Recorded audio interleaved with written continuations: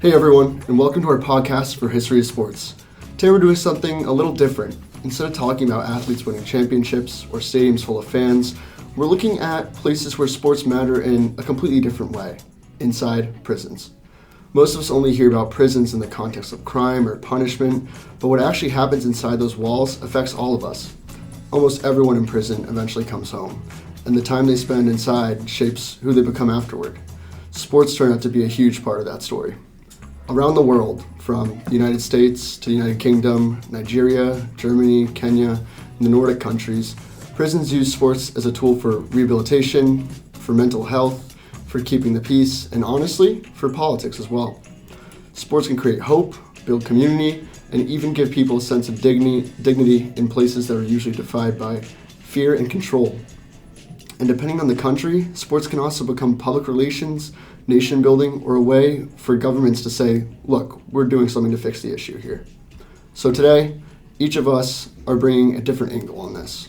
How prisons policies shape sports, what sports actually do for the people inside, how coaching and power dynamics work behind the scenes, and how events like Kenya's Prison World Cup show the political side of rehabilitation. It's a heavy topic in some ways, but it's also surprisingly human. There are stories of joy, competition, laughter, respect, and actual change.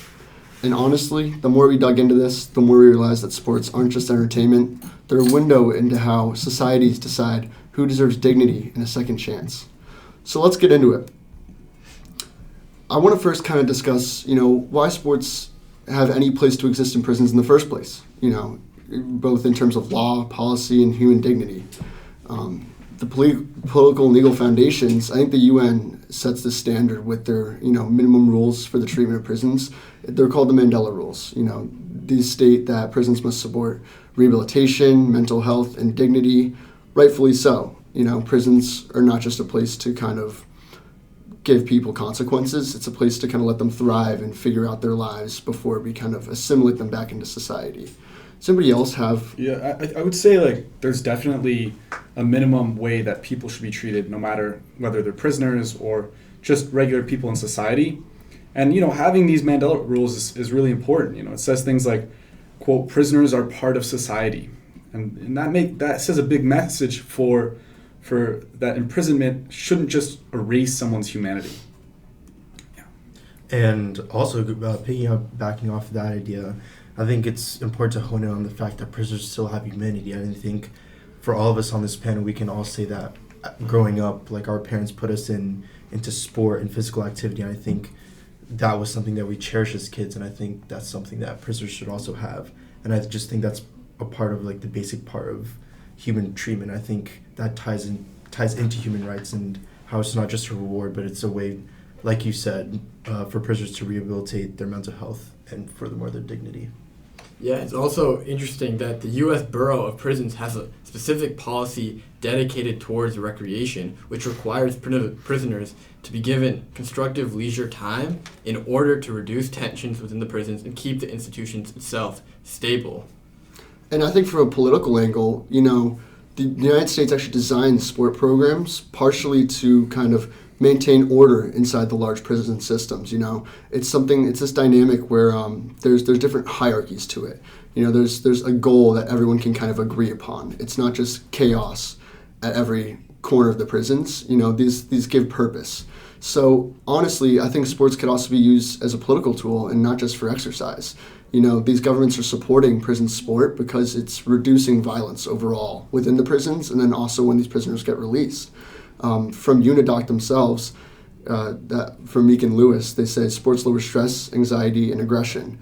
And that goes for all those prisoners involved, but then also for people outside in the real world who use sport as kind of an escape from the chaos of society.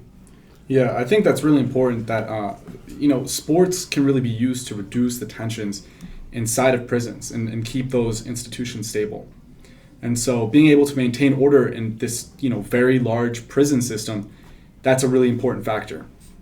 And so I agree with you. Yeah, lowering stress, anxiety, and aggression, that is pretty paramount to having a successful prison. And, like you mentioned before, eventually these prisoners are going to come out, and you need to put them in a position where they're going to be able to reintegrate into society.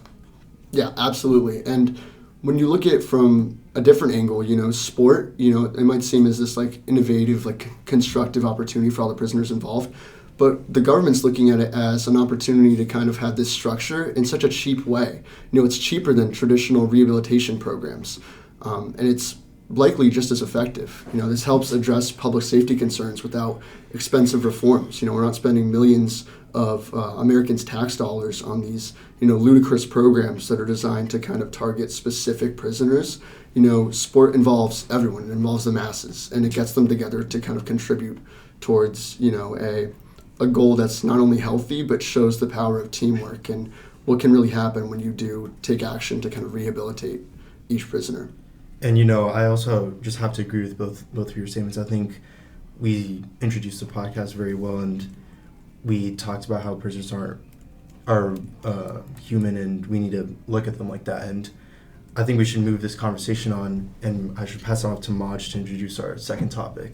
Yeah, for sure. So what we were also looking into is what sport actually does for the prisoners inside of prisons. So there are multiple benefits proven by numerous research studies about the improvements that sport has for these prisoners. One important thing to note is physical improvements. Numerous major studies have been conducted, and they all conclude on one thing. Inmates will get fitter, they'll lose body weight, and they'll build endurance. A German study was actually done where they checked in on prisoners for 6 weeks throughout the whole year and determined that after conducting sports, they had measurable improvements in their physical aptitude, their body, and they were tremendously fitter.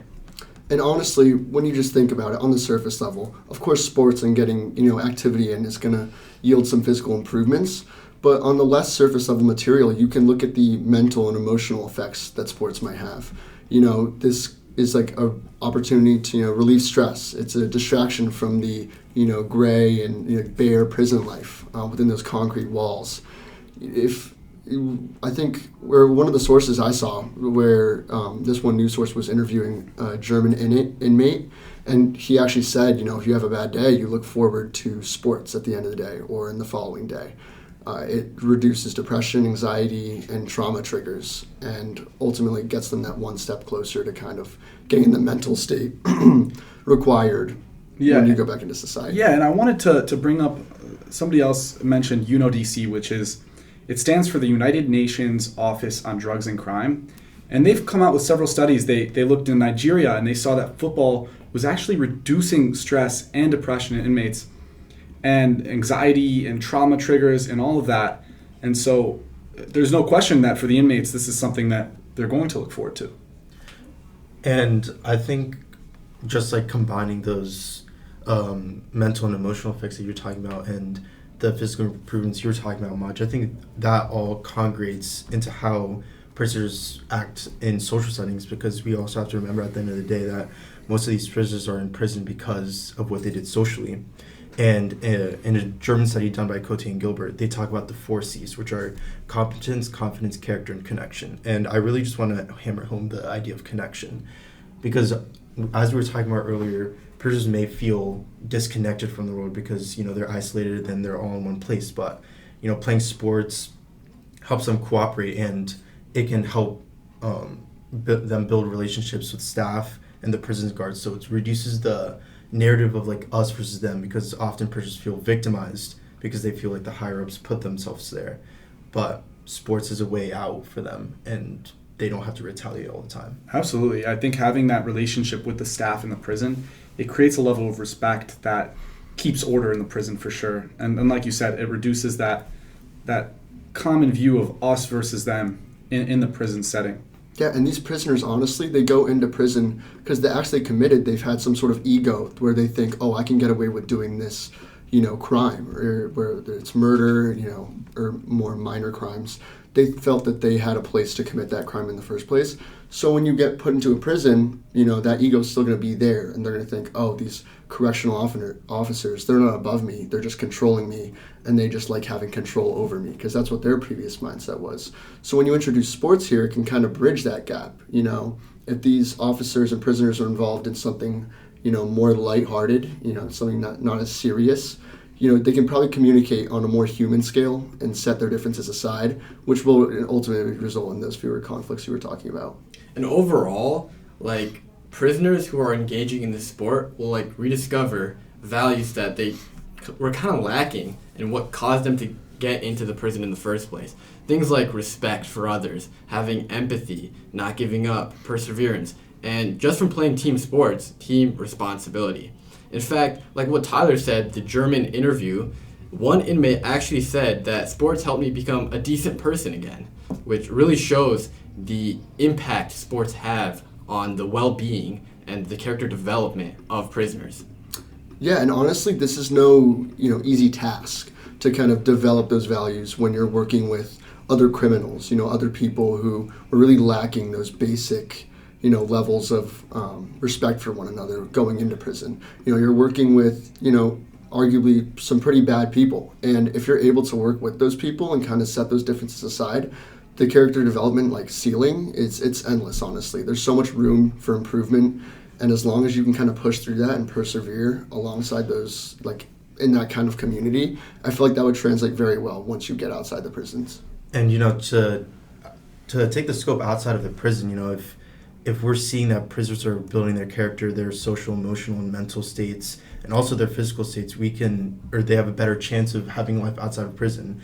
Like the UNIDOC program in Nigeria, they create linkages to community groups, whether it be jobs, teaching, or anything relevant like that. They would have a greater chance of achieving those jobs, showing that they had some type of progress, like we were talking about in prison. And also, as the source we were talking about before, Meek and Lewis also said that sports increases motivation for post-release programs.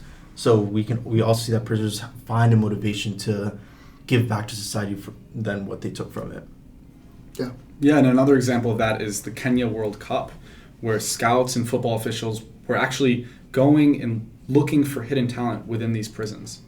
And so, that gives them, in some cases, it gives them a job after they graduate, something to give them purpose. And another example of a sporting event relating to them getting a career in the future was the Sing Sing prison, which had a football team that was comprised of prisoners and eventually led to one of the players being signed by an NFL team. Fantastic. And I want to touch on that Kenya World Cup example. So we say Kenya World Cup, although there's never been a World Cup hosted in Kenya. It was the Kenya Prison World Cup, which actually mirrored the exact timeline and the names of the teams playing in the 2022 World Cup. So the fact that they're mirroring this outside event, this prestigious outside event, everyone looks forward to the World Cup, and they're incorporating that into prisons, it kind of subconsciously shadows the idea that they can belong in something that's outside the prisons. Although they're contained right now, if they can work together in this prison version of the World Cup, arguably if they kind of keep that motivation outside, they can achieve some sort of dynamic like that going forward. And we've set some amazing examples and amazing success stories, but you may be asking yourself, why does this matter? How does this pertain to just the regular common man or the government? And we've seen through these examples in our conversation so far that sports has shown to reduce violent behavior and foster that loving and friendly environment. And in the end, when the governments don't have to break up prison fights, or when a prisoner does something outside of the prison, the government saves money. In the end, they have to pay money to a program or pay someone to fix the issue. But if none of these issues ever happen, the government can save a lot of money. And moreover, as the impact to us, it improves public safety. If the prisoners don't do anything after prison, then we're safe in the end. Yeah, and that's exactly the reason why politicians, they love programs that are going to rehabilitate without being soft. And so in that sense, sports in prisons is kind of a win-win. You get to have more order within the prisons, more respect within each other, happier inmates, and also potential success after they get released. Which brings us to our next topic, which is more to do with coaching, power, identity, and some of the social dynamics of sports within these prisons. And so I want to bring up the topic of coaching first, which has been extremely effective in prison and also totally different from coaching outside. There was a German coaching effectiveness study where inmates judge coaches by different factors, and I want to talk a little bit about that, like interpersonal knowledge, professional knowledge, and all that stuff. What do you guys think about that? Yeah, so I mean, given that they were given the opportunity to participate within a team that had a coach, someone leading them, then they're also given the opportunity to kind of give feedback afterward. I feel like that gives them some kind of purpose, throughout the program. They're not just competing just to compete. They're also given an opportunity for their voice to be heard. And, maybe before being thrown into these prisons, they felt like they weren't heard and that they had to commit some sort of egregious act or egregious crime to get attention. That's just one kind of factor that we could be acknowledging here. But apart from that, it teaches them that it's okay to have somebody, to look up to. It's okay to have somebody to boss you around, quote unquote. It's okay to have someone to coach you, and that there's positive effects of that. It's not just you can learn to respect someone. You can learn to be more honest. You can learn to be held accountable through that. And when they go out into the real world, they'll look for similar people, similar figures who can coach them and kind of lead them towards that end goal that they desire. Maybe in the sports it was to win the prison league, but outside, they're trying to get a job and maybe have a family one day, and they can look up to someone afterward now that they've had that coaching experience within these prisons. And, I just want to go back and hammer home the point that you said that coaching inside the prison is totally different from coaching from the outside. Because when we think about it, coaching on the outside, let's take for the example of coaching a sport. When a coach coaches a sport, he or she directly focuses his or her entire attention on you getting entirely good at that sport. But in the prison, like you were saying earlier, we see these coaches coaching interpersonal, professional, and intrapersonal knowledge. So kind of that holistic character, build that these coaches inside these prisons are building is quite remarkable when you consider and compare to the outside world. And that interpersonal knowledge comes with respect, honesty, no judgment, closeness, but having those boundaries as well. And then coaches can also teach professional knowledge, like explaining exercises, looking competent. We were talking about before about how prisoners might go out and get jobs or play sports. Like, how do you present yourself so that you can actually land that job? This is also said in a study done in 2024 by Transmit. Yeah, and I think the job of these coaches is also, like you said, it's entirely different. Outside, let's say a high school football team, your job as a coach is to develop these players to get them to the next level. When you're a prison coach, your job isn't to develop their athletic ability, it's to develop their intrapersonal skills, develop their character, make sure they're able to bond with one another and, collaborate with people that have opposing viewpoints or just bad backgrounds. And you're not getting necessarily monetary compensation for that. I'm not sure about that dynamic, but surely as a high school coach, you're getting some sort of salary for that. As a correctional officer, this is just another piece of the puzzle for you. You just have to kind of, set your authoritarian, piece aside and use that in a more lighthearted,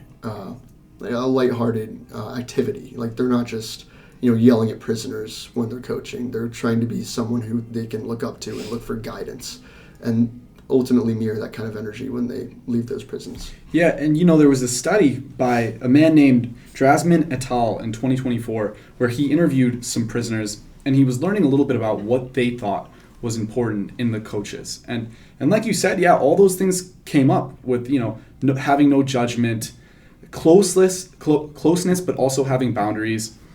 And all of this falls under adaptability, changing those routines if inmates get restless or if they're left waiting. And so I feel like in general, it was important that there was a balance between being authentic, having energy, but also a bit of strictness, which was also super important. And also, piggybacking off what Ahan and Tyler said, the power and authority dynamics in prisons, it's not the same as if it was a coach coaching a high school team, right? In prison, coaches, they'll be friendly with you, but they also have to show some strength, because at the end of the day, they're not your average high school coach looking to develop you to take on the next league of sports. They're here to develop you so you can take a part in life after prison. One inmate actually was reported saying to a coach, don't show fear, a shark is not scared of a goldfish. And it goes to show that inmates will respect coaches who have some sort of like power. They're like athletic. They look like they know what they're doing. They get their respect from the inmates. Yeah, it might be. I wonder if it would be a good idea for some of these inmates to be trained and then eventually coach like as a job when they leave the prison. I mean, especially if you're building these connections and if you can prove that you're trustworthy, obviously people will have greater respect for that person.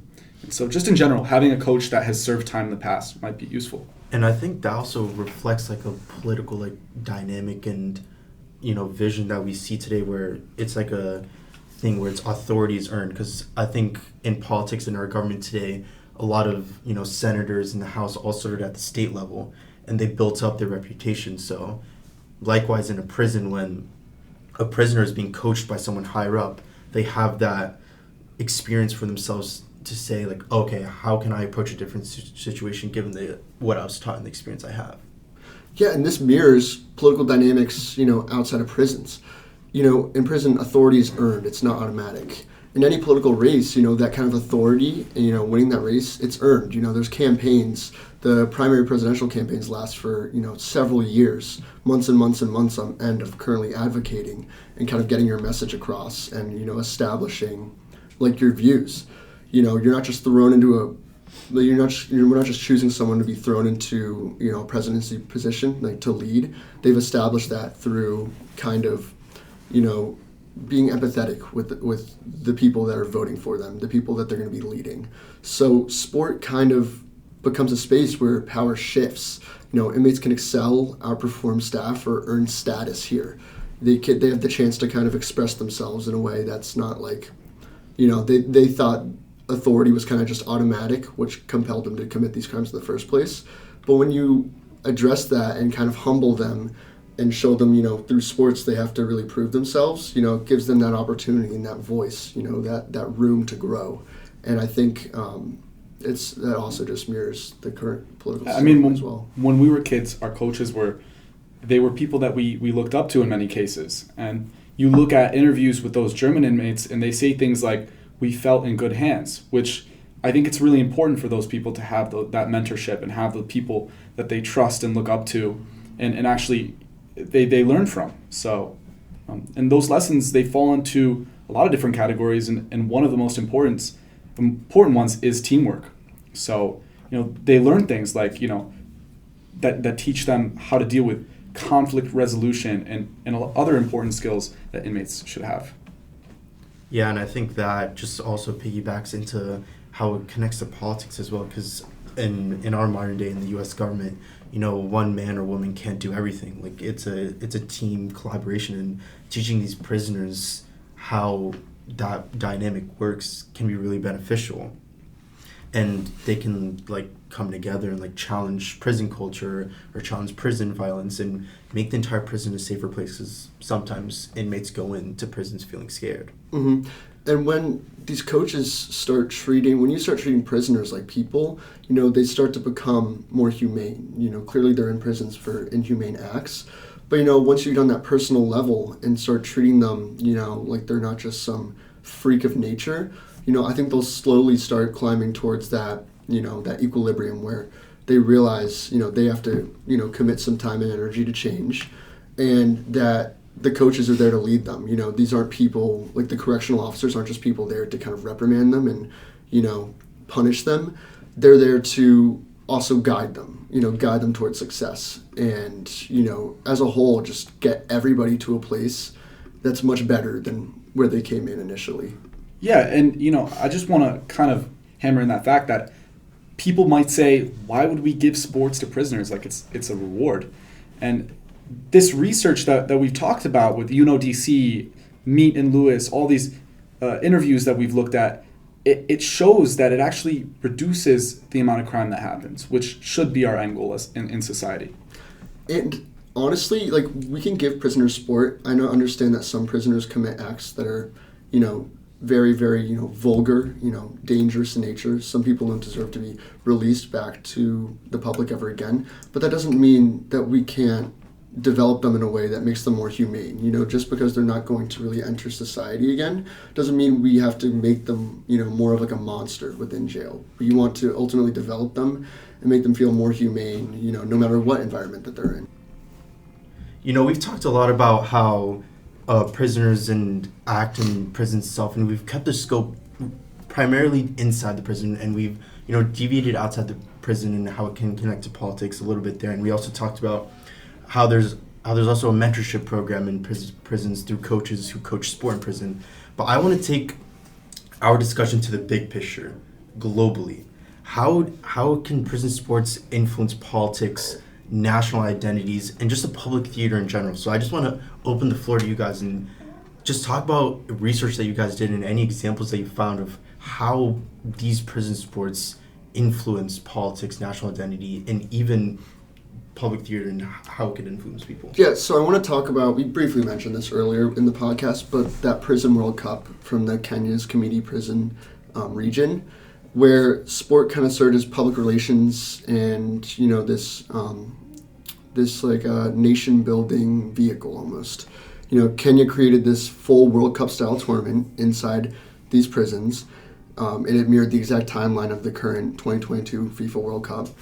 And these teams were from not just one prison, but different prisons throughout the region. It was the Community Maximum, Community Medium, Nairobi Remand, Naivasha, and etc. There were several prisons involved. And then there were also sponsors here. The Kenya Premier League sponsored it, and this other African-based soccer league called Zebra Strong. And they talked about the commentation on these matches was like, it wasn't with negative connotation. They talked like it was a national event. These teams were quote unquote defending their title, or that match was like a nail-biting match. They weren't kind of saying, oh, these prisoners deserve, less of a treatment and less of a quality of commentation just because they're there. That's not how they treated it. So it showed how these governments use sport to kind of show how they're reforming people, that they believe in second chances, and that these prisons are under control enough for them to have this, lighthearted dynamic. Yeah, I really like, and I think that's a really big question to be asking too, because you're taking the government in a way they can kind of make a statement towards society. And like you said, they can say things like, we are reforming people, or, we take care of our prisoners, we have everything under control.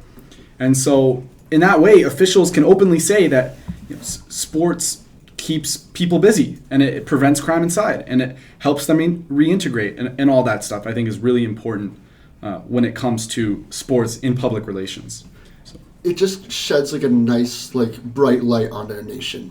When they're able to say, even some of our worst prisoners, we have them under control, and we're ultimately committing X amount of energy, X amount of time, X amount of money to make sure our future has a steady, or our society has a steady climb towards, being safer, and, they're committed to developing these people even though they've committed these crimes. And, to go off of the bright light, the bright light that's being shed on these prisons, I believe you touched on it earlier, but the Prison World Cup in Kenya was also broadcasted, and I think that also reflects media strategy, because I know a lot of my friends, and I can't speak for you guys, they look up videos on YouTube of football commentary or soccer commentary, and they get the chills. And I think this type of strategy, broadcasting from Prison World Cups, is intentional, and it makes the prisons look positive. It's not just a bunch of people who've done bad things. They can be reformed and they can be better. And it shifts that public perception from dangerous criminals to athletes. And we keep talking about dangerous criminals, but I do want to emphasize that there are different levels. You look at the situation where in Connecticut, where the McDowell Walker prison started to quickly spread. They were having tournaments in pickleball that spread to 40 plus facilities in 12 different states, and the people inside it were saying that it gives them something positive to look forward to. And it was building camaraderie, and it even improves behavior. And that takes us all the way to Alcatraz, one of the worst prisons in history, where the inmates, they actually took softball very seriously. And it was fun for them, but it also, it was causing fights. The point is, it was teaching them conflict resolution. And in the case that they were giving them, equipment, even like softballs. And that's honestly a fantastic example. But whether we look at the Kenya's Prison World Cup, Nigeria's UNIDOC program, UK's youth initiatives, Germany's structured coaching, or the US mandated recreation, it's clear that there's, two main messages here. All of these initiatives express a political choice. Do we want to punish through these prisons, or do we want to prepare these prisoners for life afterward? These governments are consciously choosing between retaliation and rehabilitation, and it actually says a lot about the political landscape of a country. If a country is choosing to retaliate against the people that have done these crimes more than prepare them to be better people, it shows that they're kind of more okay with going down that crime rabbit hole, and they're not really moving towards an end solution. They're more looking for a temporary solution for a permanent problem rather than a permanent solution for an ongoing permanent problem. So honestly, I think that wraps up this conversation here. I think it's kind of wild how much sports inside prisons reveal about the bigger world outside. We started by looking at how different countries structure sports programs, from strict U.S. recreation policies to the Mandela rules that say physical activity is actually a human right.